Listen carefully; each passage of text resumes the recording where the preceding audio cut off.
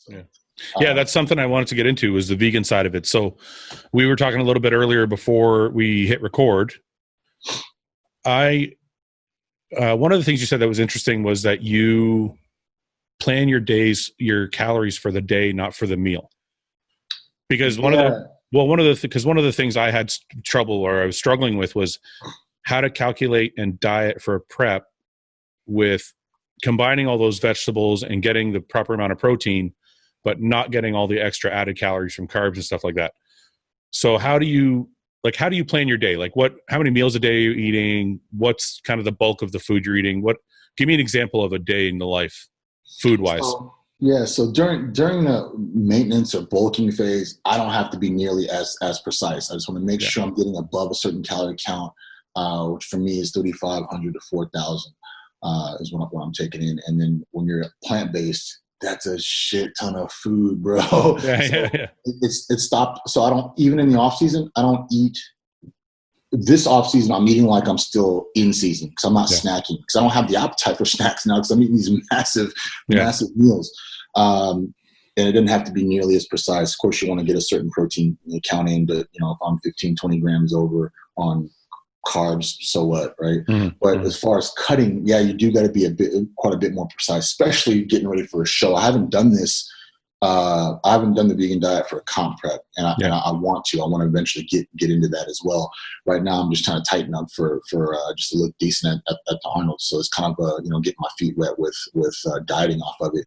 And what I realize is that because you're not dealing with your rice, broccoli, and chicken, you could be really precise with cutting out, this much chicken and this many grams of proteins. That's right. Where when you're dealing with the vegan diet, you're piecing together proteins from different sources, either plant-based protein powder, or you're doing beans, legumes, chickpeas, different vegetables, spinach, kale, whatever. You just basically you're piecemealing all these different protein sources to get enough protein in, and you're tacking on the extra calories you're talking about for carbs. Yeah. So instead of being so precise on one meal, for me, it's just better just to get a general idea for the day.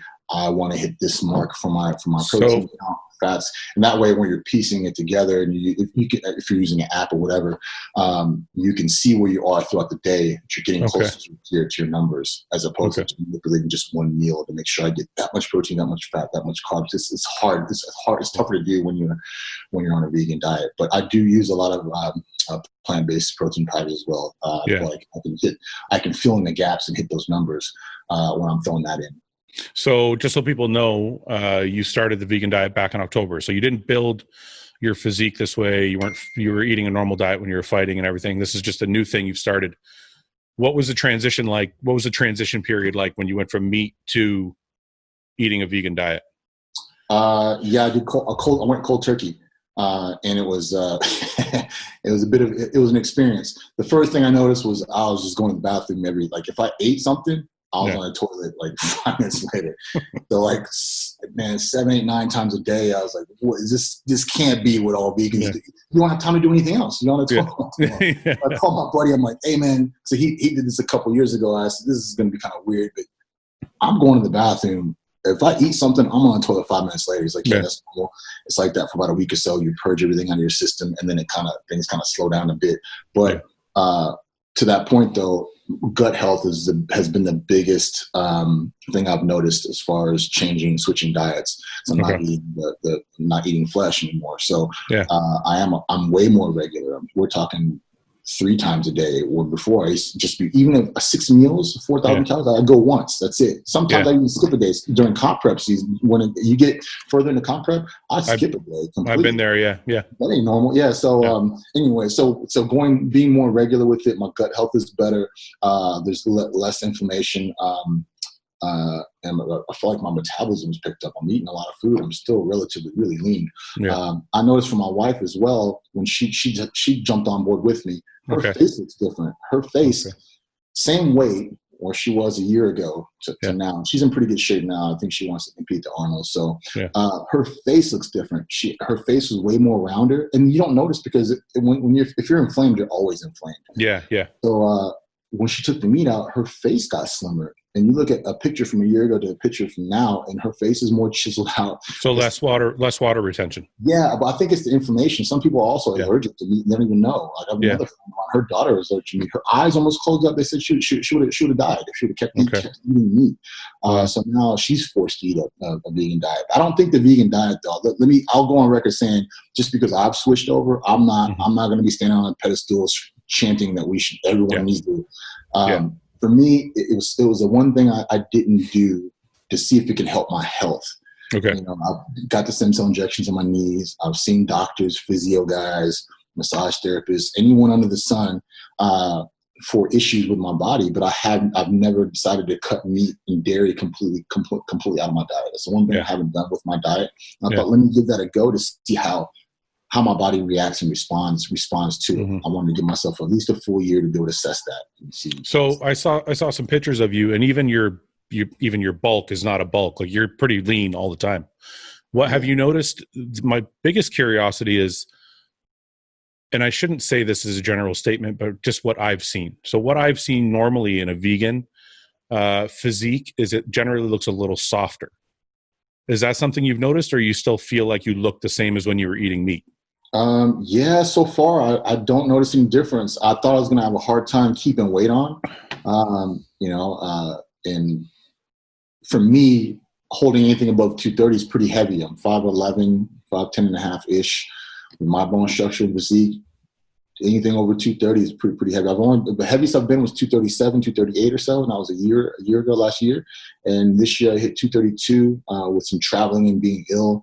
So I don't think building or maintaining on a vegan diet is too challenging. You have to eat more food for sure, and you have to plan your days out. But once you get into the routine, you'll find we all have our key meals we go to, right? And so once you have those key meals, then you're going to know the macros on those meals a lot better as well. But I feel like people aren't eating a whole lot of variety when they're not on a regular diet. So no different. We have our key things that we go to that are, we're creatures of habit. So, eating these certain few meals I eat on a regular basis, and I plug in other things throughout the day. But so far, so good. Again, until I get into a comp prep, that's when I'll really see like how much is going to affect my physique. But in the off season, I don't notice any different. Workouts are going good. I feel like my physique looks good. I'm a little bit leaner than I was last winter as well. So far so good. I don't notice any downfalls just yet.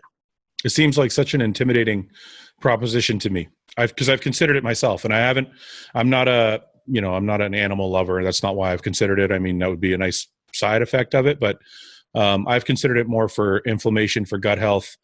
I've had a lot of injuries like you, and I've considered maybe that's why I keep getting muscle tears and things like that. And it just seems so intimidating to think of having to combine, because my whole career, vegetables have been a free food. I don't even know the macros on most vegetables. I just throw them in kind of whenever I feel like it. So trying to put together a diet and combine nutrients and create the proper protein amount and all that seems so daunting to me. I don't like, when you started, was it an overwhelming proposition, or did you just kind of just do the research and get into it? Yeah, just like when I first started, when I first started competing, I didn't have a coach. I learned on my own, just doing my own research. So I just took it back to that. I just jumped online. It's just looking up everything. The thing is, I know that a cup of oatmeal has 54 grams of carbs in it, 300 calories. It's locked in your head. The vegan diet is not. So for me, it's just looking at the can, like looking at the back of a can of chickpeas or whatever, and then like memorizing the macros so I can portion everything out. That's all it was really. That was the most tedious part of it. But for me, it wouldn't be the macros as much as it is, because the scary part for me is you have to know how many aminos are in this vegetable and what aminos are in this vegetable, so I know which vegetables to combine. That part's the confusing part to me, because now I got to research not only what macros are in the chickpeas, but what aminos does it carry, right? Yeah, it's a lot more looking things up. Yeah. But again, once you do that, because we're not eating.